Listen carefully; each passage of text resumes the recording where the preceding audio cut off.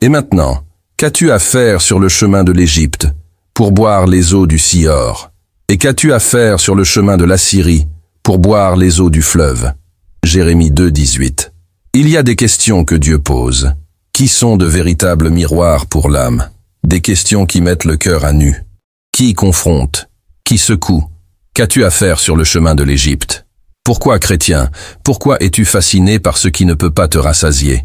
C'est comme si Dieu lui-même regardait dans les yeux et disait « Pourquoi m'abandonnes-tu? Et cours-tu après des citernes crevassées? Pourquoi échangeons-nous les eaux vives contre les eaux boueuses des fleuves de ce monde ?» Le texte de Jérémie révèle une réalité triste et actuelle. Le peuple de Dieu, séduit, fasciné, attiré par ce que Dieu n'a jamais voulu pour lui. L'Égypte, dans la Bible, représente le monde, la vieille vie, les anciennes pratiques, les anciens désirs. Et Dieu pose la question, qu'as-tu à faire avec cela? Pourquoi retourner à ce qui ne t'a laissé que des blessures? Pourquoi chercher la satisfaction là où il n'y a que du vide? Spurgeon illustre brillamment cette tragédie par l'image du clown triste, celui qui sourit à l'extérieur, mais pleure à l'intérieur, celui qui tente, par les apparences et les distractions, de cacher un cœur sec, assoiffé, brisé.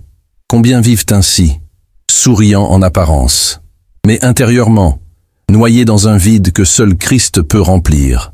Boire les eaux du Sihor, boire les eaux du fleuve, quelle image puissante. L'homme qui rejette la source des eaux vives et court après des puits sales.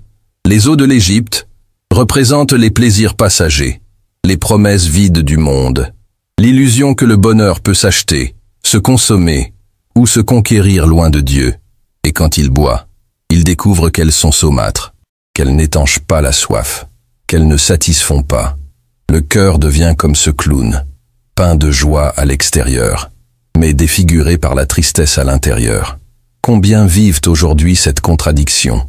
Ils essaient de se divertir dans les choses de ce monde. Ils tentent de masquer le vide par le travail, les réseaux sociaux, l'argent, le divertissement. Mais lorsqu'ils sont seuls, quand les lumières s'éteignent, quand le maquillage tombe, ils découvrent que l'âme est sèche, assoiffée, malade, et Dieu pose encore une fois la question. Qu'as-tu à faire sur le chemin de l'Égypte? Ce n'est plus ta patrie, ce n'est plus ton chemin. Tu n'as pas été créé pour boire de ces eaux. Dieu ne pose pas cette question pour accuser, mais pour appeler, pour réveiller. Car mon peuple a commis un double péché. Ils m'ont abandonné, moi, la source d'eau vive, pour se creuser des citernes crevassées qui ne retiennent pas l'eau. Jérémie 2, 13. Le cri de Dieu est clair.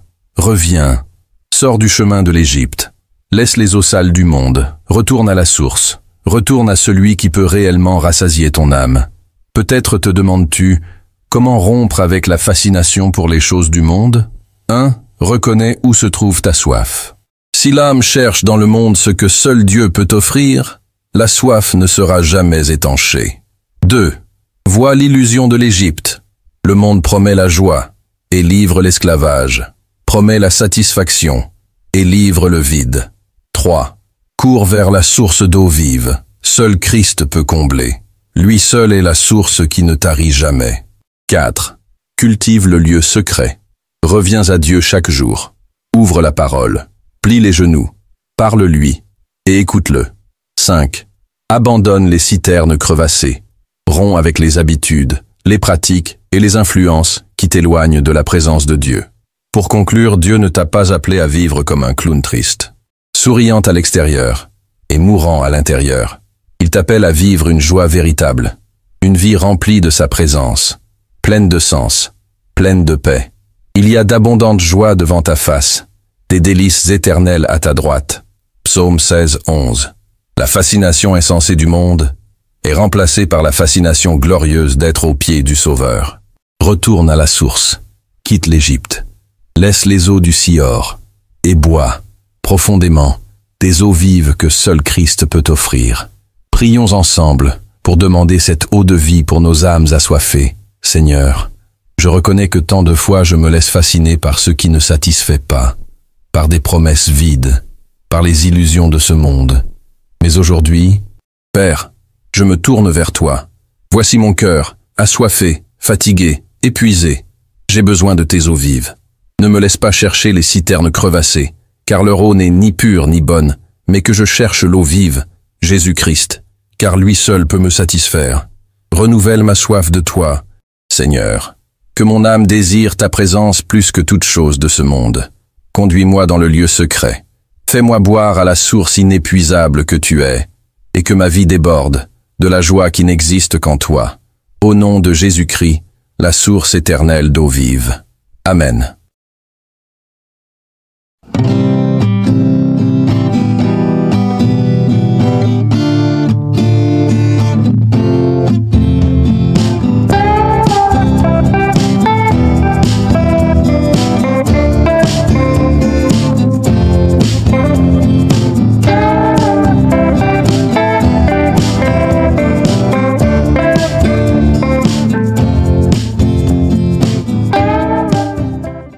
N'est-il pas ton Père, ton Créateur?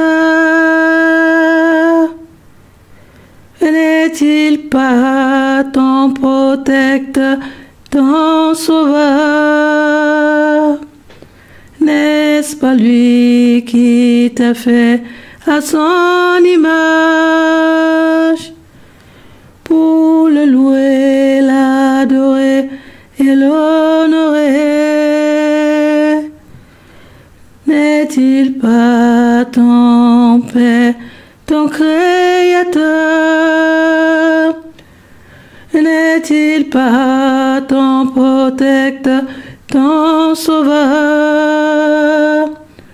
N'est-ce pas lui qui t'a fait à son image pour le louer, l'adorer et l'honorer?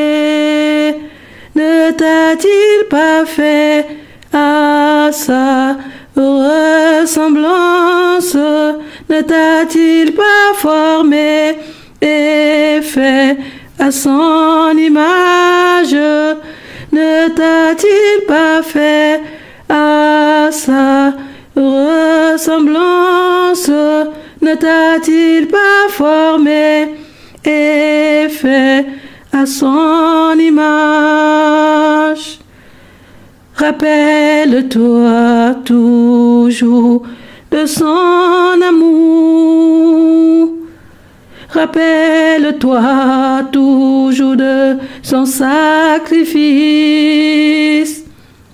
Rappelle-toi sans cesse de sa bonté et sans vain qu'il t'a racheté.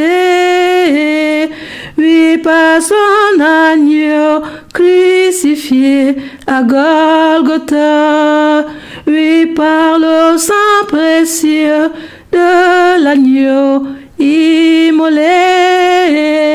Oh, et sans vain qu'il t'a racheté par son Fils unique, Jésus-Christ de Nazareth. Et sans vain qu'il t'a racheté, oui, par son agneau crucifié à Golgotha. Oui, par le sang précieux de l'agneau immolé. Oh, et sans vain qu'il t'a racheté par son Fils unique, Jésus-Christ de Nazareth. Oh, et sans vain qu'il t'a racheté. Oh, et sans vain qu'il t'a racheté.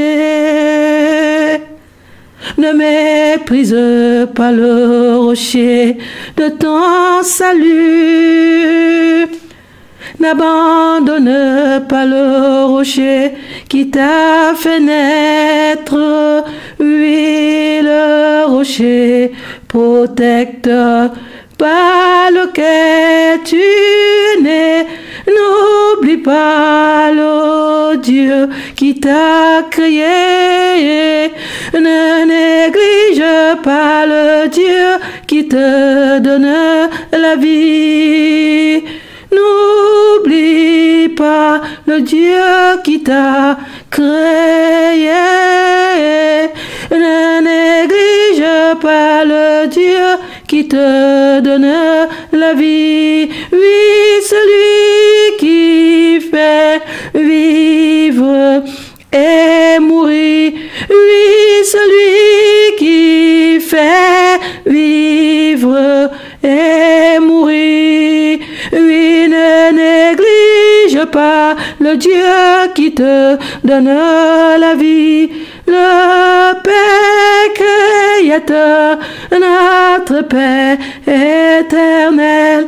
Le Père Créateur, notre Père éternel. Le Père de gloire, le grand Dieu de l'univers. Le Père de gloire, le grand Dieu de l'univers. Oui, celui qui fait vivre et mourir. Oui, celui qui fait vivre et mourir. Oui, ne néglige pas le Dieu qui te donne la vie. Le Père Créateur, notre Père éternel. Le Père Créateur, notre Père éternel. Le Père de gloire, le grand Dieu de l'univers. Le Père de gloire, le grand Dieu de l'univers.